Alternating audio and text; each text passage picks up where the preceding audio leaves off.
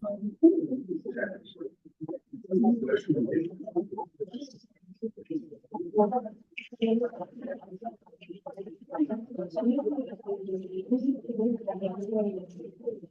long have you been for the presentations? Do we have a timetable?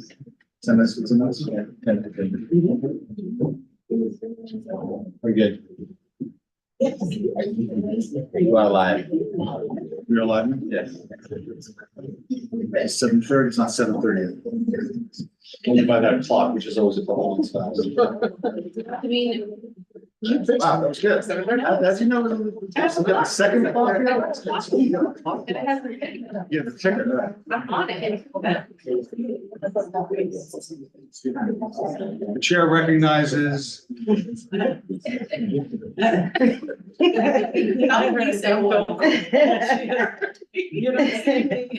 evening, everyone. She's signing up to speak. What is that here? Gotta be official now, Joe.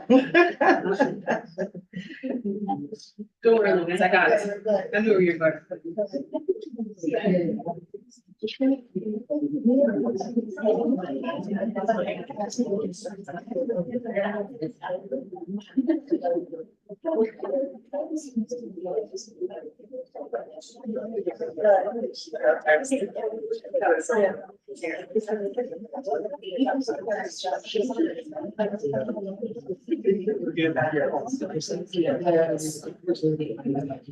Well, no, I keep having my back. Okay, if I may, I'd like to call to order the January 11th, 2024 meeting of the Nyack Village Board, our first meeting of the 2024 calendar year. Would you join me for the Pledge of Allegiance? I pledge allegiance to the flag of the United States of America and to the republic for which it stands, one nation, under God, indivisible, with liberty and justice for all. Thank you. Those of you who have been to the meetings before, we've made some small changes in the order of how we're doing certain things. We're going to start with just a few words from the trustees as well as myself to kind of some commentary, but also to set the stage for what we're going to be doing tonight. I will just start as a point, just to make a quick point to thank you all. I want to, this is my first meeting as mayor of New York, mayor of Nyack, New York. I don't want to be mayor of New York. They got a lot more problems in New York. I don't know those kind. I don't want those kinds of heat.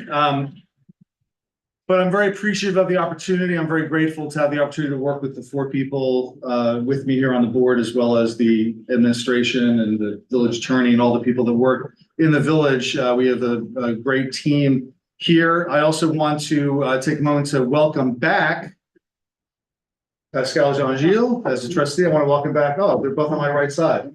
And Donna Lightfoot Cooper, and welcome to their first meeting, Joe Carlin and Natalie Ryobi Taylor. So join them, please join me. Welcome Natalie back and welcome to the board. We did say we'd go around and do quick comments from members of the board. We will go. I'll actually go from my left since we can go. So Natalie, so please. I'm gonna say Happy New Year to everyone. Obviously, Mayor Joe just mentioned that this is my first meeting, so I'm here to not only serve but to learn from everybody. So Happy New Year and thank you for the warm welcome. And thank you, Joe, for those kind words. Again, this is my first meeting as a village board member. I'm on this side of the stage and not the other side, so I'll see how the other half is. I just want to commend the mayor for the small changes he alluded to. They're actually huge in terms of the way the meetings will be run. I think it'll make it a lot more streamlined and give the opportunity for people to speak their mind before the rest of the agenda, which I think is huge. Also, with regard to the resolutions, everybody will be able to give their comments on each resolution instead of doing it before all the resolutions are read. I think that's huge. That'll make a big difference in our meetings. So thank you, Joe. Well, thank you, Joe. Happy New Year to everyone. I attended the Housing Authority meeting on Tuesday evening. And I just want to let everybody know their website is not updated at all with the information. They're aware of it and they're working on it because it doesn't have the proper dates for the meetings or the locations. So I am going to be giving something to Anne Marie of all their scheduled meetings in the meantime so that we could post it on our website so that people could go there for the correct information. And welcome everybody. I'm looking forward to this year. Congratulations and welcome, Mayor Rand, not just Joe, but Joe. You know. Mary Jo's. And I'm very excited to work with our new trustees. And of course, with you, Pascal, that's been really a spitfire. I can't wait to see what this year brings, but keep it up. And thank you, Jennifer and Andy, for always being there. And, you know, I'm glad that we work well together. Yeah, same. Happy New Year to everyone. To our new board members, I'm glad you guys are here with us and let's work hard. Let's do good things. So part of my other work, there was the state of the state this year with the governor. So there's lots of things coming down the pipe that can help the village, particularly on the environment and housing and mental health, all of these things that are really good for us. So for the board members, I'll keep you posted if there's any good funding opportunities that come our way. And I just want to remind everyone that this weekend is Martin Luther King's weekend. Specifically on Monday, January 15th, there will be a commemorative interfaith service, the 40th anniversary of it at Pilgrim Baptist up the street in Nyack. And it's going to be on Monday, January 15th at 2 p.m. So I hope to see everyone there to celebrate the good works of Dr. King. That's it. And one more thing, I want to congratulate Pascal. She's our deputy mayor. Yeah. And well deserved. And I guess can we give her a round of applause? Okay, a couple remarks before we get started with the presentations. Just I want to reiterate what Pascal said about the interfaith service, 2 p.m. on Monday at Pilgrim Baptist. It's a wonderful event every year. It's a wonderful way to commemorate the day. Also wanted to let you know, I don't know if we put this out yet. On January 18th at 2 p.m., we're going to have the groundbreaking at Memorial Park for a whole series of improvements that are going to be made this year at the park. That's going to be 2 p.m. on January 18th. We're going to be, I don't know, probably have a shovel and the county executive will be there. And we're going to thank us that the money there was about $750,000 or $800,000, about $800,000 that was provided by the county for the improvements to Memorial Park. So you're all welcome to join that. I also want to just give a quick note to thank the members of the Nyack Business Council, who this week we had a meeting. We reviewed about 7 or 8 grants of local organizations to do tourism-related events, a bunch of really interesting events that will be taking place over the next 6 months, including Rivertown Film, not Rivertown Film, it's the Nyack International Film Festival, some other events that are being put out by some of the local businesses, and they're getting funded by the hotel tax that we instituted about a year and a half ago, and went into effect last year. All right, just to give you a quick preview of the meeting, in terms of the changes, you can see them a little bit. We may not realize the import of them in the agenda. We're finishing the mayor and the trustee reports that we're just finishing now. We have 2 presentations. We have a presentation from the Riverday Signs Project report, which I think it's a bunch of Nyack high school students, about some work they did testing in the environment. We also have a presentation on the Nyack 2030 Climate Action Plan. Once those presentations are finished, we're going to have an open public comments on any topic. But as Joe alluded to, the change we're making is that public comment is open really on anything that you have an issue with that's not on the rest of the agenda, because you will have an opportunity when we get to the rest of the agenda that if we discuss an item like the ETPA, for example, you'll have an opportunity to talk about it when we talk about it, rather than you talk and then 20 minutes later we get to it in the agenda, to try to make it more of an integrated discussion. So we are going to, well, the public comments on any topic, you can talk about whatever you want for 3 minutes. Then we have 2 public hearings, one to amend the zoning code relating to facilitating signs, making it easier to make minor changes in the signs without having to go to the planning board. And then a public hearing that's going to relate to the ETPA, which I know a lot of you are interested in. After that, we'll get to resolutions, and then we have a bunch of other departmental reports and things like that. But that's probably enough preview. So let's get the people from the River Day Science Project report up, and we look forward to hearing from you. Thank you for being here. And thank you for having us. Congratulations and welcome. I'm Kirsten Kleinman. I teach AP Environmental Science at the high school, as well as the Science Research Program at the high school. And for the past, for as long as I've been doing it, the past 14 years, and we've been involved for the past 20 years as a whole with Lamont Doherty and the Department of Environmental Conservation, doing an event called A Day in the Life of the Hudson. And it's a day that they all decide throughout the entire state. There's hundreds of sites all the way from the city up to Troy, where hundreds of schools and academic institutions and all sorts of people go and they take data. You've heard this story before, but I'll tell you guys.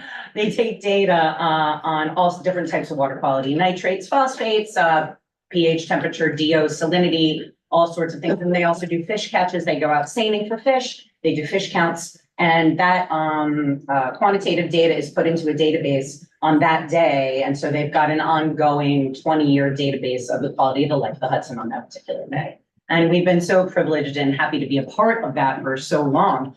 Not usually, last year also the 5th graders came as well, because there are a chunk of Upper Nyack and Liberty, not Valley College as far as I know, but we'd love to have them be involved as well.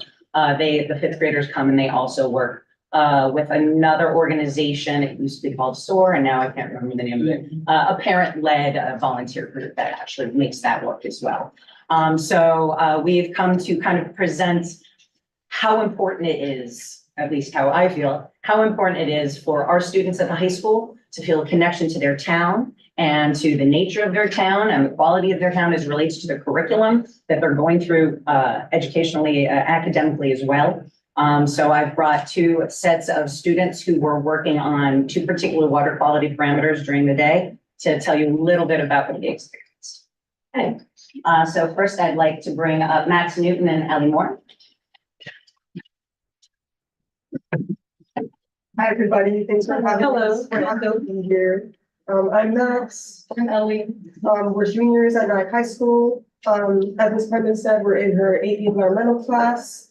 And as part of the class, it was last month, I think, or maybe 2 months ago, we spent a day at the Hudson River for a field trip. We were divided into groups. So we were in the pH group. So along different, the what? the pH. So along different distance points along the Memorial Park stream and kind of as it spilled into the river, we measured the pH levels of the water in those specific areas.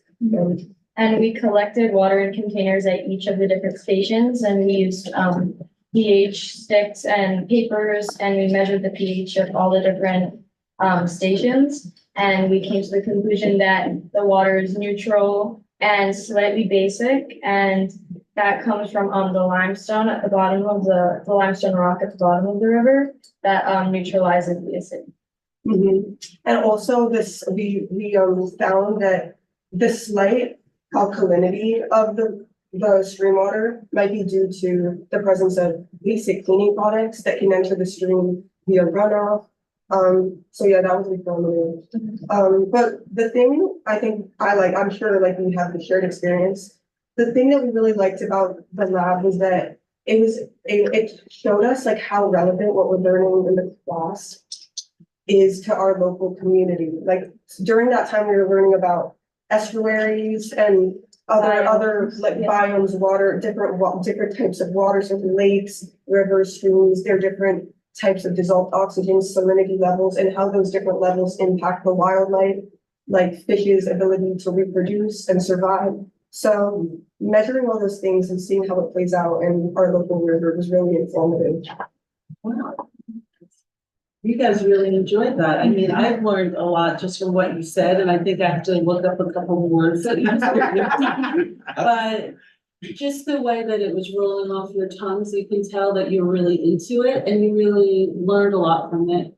And in turn taught us a lot about what you were doing, and I appreciate that. I have a question for both of you, if you don't mind. I'm very chatty tonight, I don't know why.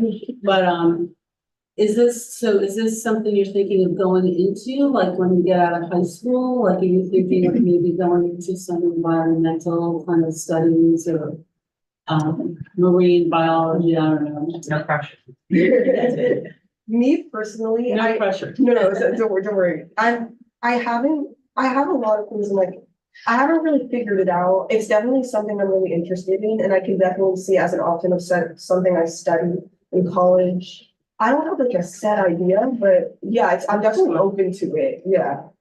I think for me, before I joined this class, I wasn't really interested in science, and then as I kept learning, I was just getting really, really more and more into it. And I think the more I learn about it, the more jobs I see that would work for me, that I could possibly go into in that field, and it's pretty interesting. Yeah, and the thing about. That's the mark of a good teacher. Yeah. Gets you I was excited thinking- about something you weren't interested in. I was thinking- So well done. Right, that's the whole thing right there. That's everything. I was thinking. God, I cut you off, my Yeah, apologies. don't worry. I was just gonna say that like, the thing about this science course in the high school that's different from the other ones I've had, is that I think it's just so much more relevant to like our world today. Like, I mean, every science class is relevant, of course, chemistry, but this one, we're like experiencing it currently. And it's much more like, we can see it, basically. So I think that helps me connect to it more, and also a combination of a passionate teacher. Yeah. Kudos. Definitely helps, yeah. No. Well, thank you. I didn't mean to put you on the spot, but thank you so much for like sharing that. I appreciate it. I'm sure everybody else does as well. And thank you for being up there and being brave. I'm not here in public. And by the way, not having it figured out at your age is exactly right. Because when I was a kid, everybody told me I should be a lawyer because I was very argumentative. So I decided to become a lawyer because that's what everybody told me I should do. And I hated being a lawyer. I did it for 2 years and I never did it again. It's been 30 years since I practiced. So take your time, figure it out. Science or whatever it is. Thank you. I have actually two questions. So that's my background. I actually sell scientific equipment, pH meters, conductivity meters, the whole gamut of that. So I have a question for you.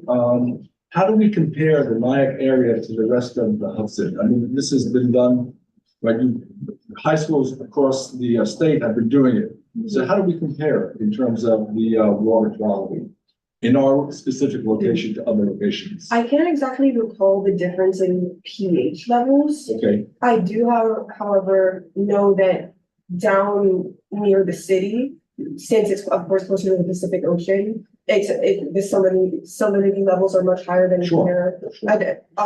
But except we do get higher salinity when the tides rise and then the salt front rises. Right. So that's one of the things. But pH, I'm not sure. Yeah.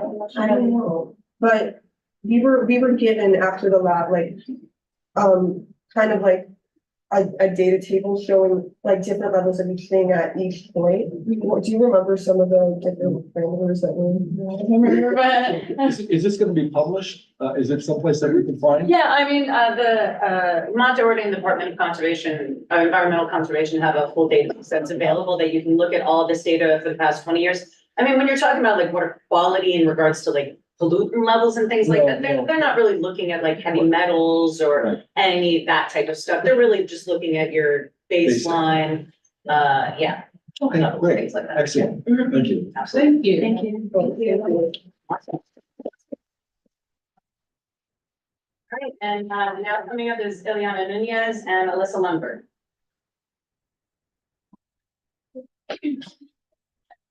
Hello. Good evening. I'm Eliana. I'm Alyssa. And, Yes, You speak up. oh, I'm Eliana. Alyssa. And we're seniors at Nyack High School.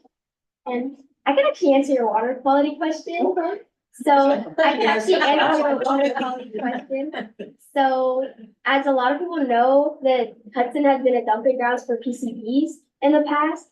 And the river is actually cleaner by in terms of water quality, there's actually less pollutants towards the city than upstream, because most of the pollutants were dumped way upstream, way upstate, and there's kind of like less of a vigorous tide up there to like clear out the PCB, so they settle in the ground and more animals consume them, and that leads to bioaccumulation and biomagnification. So there's actually like a lot more contaminants upstream. So that's why it's recommended that you don't consume any of the water upstream or any of the fish. And Eliana did an additional program or two or three. With Montessori and other institutions, so she's pretty well versed. Thank you for I that. didn't teach. Okay, so for the day in the life, I really enjoyed the program because it wasn't my first interaction with the Hudson, but it was a lot of people's first interaction. And it's kind of strange to think about how we live with just like within a few miles of the river, and a lot of people haven't even like been close enough to touch it. And I feel like we have like a great privilege being close to such a vital water source and like such a crucial and well, the Hudson River is home to a lot of different species because it's an estuary, so it has two different tides. So it has a lot of migratory species that like go throughout the entire Atlantic Ocean. So it really is an important estuary and source of water throughout the whole country. And us being in such close proximity to it is just like wow, because like our whole program is based on these types of water sources, or like not our whole program, but like curriculum, like a huge chunk of it. And it's just really nice that we could have the opportunity to like study this stuff in real life in real time. And it's just really nice when you have like a question on like a test and you know from your mind when you went down to the day in the life, you know how to answer that question and you know what it means. So I also think it's just a really immersive experience, like she said, very hands-on. We're in the river and you don't really go into the Hudson River too often, but we got our waders on and you really see everybody's face brighten up, like all your peers being outside of the classroom and interacting with your environment is really nice. yeah, some people didn't even come out the water. They're just having so much fun catching the fish. Yeah. I bought 3 extra pairs of waders. So our parameters were salinity, which is the amount of salt in the water. And we had like a little stream, like they said, like Ellie and Max said we had a stream, and there was 10 stations set up along it. So the first one was the furthest from the river, from the Hudson River itself, and number 10 was the closest. And we took samples from each of their stations, and Yeah, we would send in a person from our group to take a part of the water, and then we would use a salinity pen to measure the salinity. And then we would see how, we first took it in the morning when it was low tide, and then we took it in the afternoon to compare high tide with low tide. But another thing we had to consider is there was a giant rainstorm right before, so that definitely washed out and affected our measurements. But it's also part of our class and looking at how large storms affect these rivers and bodies of water. So that helped. So we concluded that the closer to the river that we took the sample, the higher the salinity, and that is because where we are in the river, we're very close to the Atlantic Ocean, so we get like that surge of salt water coming towards us. So like the closer you are to that point, the higher the salinity is, and the salinity was much higher at high tide because obviously that's when the wave came in with all the salt water. So yeah, that's it. Any questions? I actually have a question. So as you guys have been working on, taking measurements in the Hudson, what do you guys see as ways that we can probably preserve and protect this estuary? What should we be doing today so that, in the future, 10, 15, 20 years from now, it's cleaner? We can probably swim in it, we may be able to eat the actual fish in it, those kind of things. Well, it's kind of difficult to determine like when we'll be able to consume the fish because the PCBs are forever chemicals, so they're very hard to remove from the ecosystem once they're there because they do settle to the bottom, and that's what all the bottom feeders eat. So we have to like dredge up the river, and that costs like a lot of money and can cause a lot of like environmental complications as well. So I don't think within our lifetime we'll ever be able to safely consume the fish within the river, like enough to like sustain us. But I do think like on a like in our daily lives, there's a lot of things that we can do, like maybe refrain from littering around the river, like especially plastic, because I did do like a microplastic sampling around the Hudson River, and I found that is a presence of them within our water and the air around the Hudson River. And the fish and all the other wildlife, they could consume those microplastics and it could like affect it could be endocrine disruptors, which we're learning about in ape environmental science, which are apes. So it could disrupt their endocrine system and their reproduction. So it can make it very difficult for those fish species to be sustained in the river. And I think also runoff of pesticides into the water is very important. So right after the storm, a lot of water came and ran into the Hudson River, and whoever's putting pesticides are in the crops. It's then in the body of water, and even if it's filtered, even what we can filter out, it's still in there. we should also refrain from using fertilizers with like phosphorus, because even though those are banned in New York State, they're still used a lot in our gardens and rivers and in our gardens. So when it rains, like she said, it runs off and it can cause eutrophication, which is when there's an algae bloom. And when that algae decomposes, bacteria comes in, consumes all the oxygen in the area and can lead to mass fish die-offs. And like not only like die-offs of like a lot of the species in the river, which can be very dangerous and can have like extreme detrimental effects on the ecosystem itself. And it creates like dead studies where. What grade are you in? I'm a senior. Okay, you're senior. Yeah. Pretty good. I kind of want to spend a day in this program. Can I? Yes, please. You can come. Next year, we've already put in the date, so you're more than welcome to come and watch the event in real life. Absolutely. We'd love to have you. Or put on waiters. Oh, yeah. And if you have any particular interest in getting into the Hudson River without waders, the Penguin Plunge is coming up on Sunday, March 3rd, just 6 weeks away. You're all welcome to do that. That's a wonderful cause that they're doing it for. Does anybody have any other questions? Thank you both very much. That was lovely. Thank you.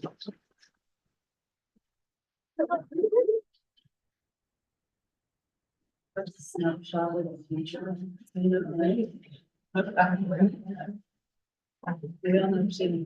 I know our current county legislator, Beth Davidson, who's in the back. Hey, Beth. Took her swearing in last week. Former school board must be very proud to see these kids here representing so well the school district. Thank you all very much for being here. All right, Environmental Day continues. Marcy and Steve, you want to come up to the presentation, and then we'll have public comment after that. Presentation on I'm not sure I say it right, the NIAG 2030 Climate Action Plan. First thing I want to say is that's a hard act to follow. Yeah, I never follow kids and Whoever's kids on the analyze. agenda, if you could put us before the good people. That was it. You could have gone first and then we want to get them home. Bedtime's for you. I think maybe we're a little confused. We are. We understood that this is the end of the public hearing, public comment session for NIAG 2030. We've done 2 presentations so far about Okay. 2030, so we weren't planning a presentation tonight. We were just hoping that the hearing would end and the next meeting, the plan would be adopted because we're ready to launch into the implementation with our fair in February on the 7th. But we did have NIAG tree committee people here who were invited to, and they can come back another time. Wait, the tree committee, is the tree committee here for a reason? Oh, they were gonna announce their results from the last couple of years of tree planting, I think. Well, All right, so first of all, do we have is there an open meeting right now that we've kept open for public comment? I mean, the It's not climate action plan was presented to the board a while back, and we wanted to close off and adopt it next meeting. So this is kind of the last opportunity to ask any questions or make comments about the climate action plan. Okay. That's it. So they presented it before. Anybody who's been here knows what it is. It's been on the village website for about a month. we also have a NIAG 2030 website now. All of this is going to be really clear to everybody in the community in a day or two, because we just sent out a mailing to everybody in 10960 talking about the climate action plan and the NIAG 2030 fair on the 7th. I missed the webinar that was on Tuesday, right? You did a webinar, was it Tuesday morning? There was something, was there a Zoom this week?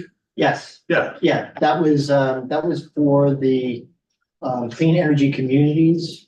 It's a program, a grant Are program. you talking about the RBA one? Maybe it was the RBA. Was it the Oh. RBA? Yeah, we were invited to present. You presented on it. Yeah, I saw that. I wasn't able to get there, but thank you for doing that as well. Yeah, there's a lot going on, and as Marcy just mentioned, our big event is on February 7th, from 7 to 9. At Nyack Center, everyone will get a flyer in the mail. It's on the It's not a website. flyer, it's actually a little newsletter about what's going on, so, we're really excited, to be wrapping up a year-long project of the Nyack 2030 plan, which is the plan that we're gonna be implementing to the Nyack. Was that mailed already? 2030. Was that mailed? It's in the mail right now, Okay. so you should be getting it within a day or two. So that's February 7th, 7 to 9 PM, Nyack Center. Right. And if you want to hear from the tree committee or about the tree committee right now. Sure, we'll have them come into your slot and, That'd be great. have them come up right now. We have a couple people here. It's not our whole tree committee. While they're coming up, actually, some of the students who just left helped us plant trees, so they're good by sea and by land. It's probably a lot more comfortable planting the trees than wading into the Hudson. I don't know. It's debatable. They seem really excited about it. Well, for those of you who don't know, the Nyack Tree Committee got started back in about 2013 or 14. But we didn't really start a program for planting until 2016, when the Nyack Tree Project got underway. And that was, the village didn't have a planting program. We got the village to agree to allow volunteers to plant trees along Nyack streets and in parks. And since then, we had every spring and fall, except for the spring of COVID, we've gotten out there and planted trees. This year, we're gonna go over 400 tree mark. And this program is really a model because we have a small but really capable group of organizers in the Nyack Tree Committee. And these are the stars of that group. It's not this small that, others weren't able to come tonight, but I'm glad that we were invited to be recognized because we put that out there to other people. We've actually gotten attention from other communities because they want to know how we did it. And I was just on the radio with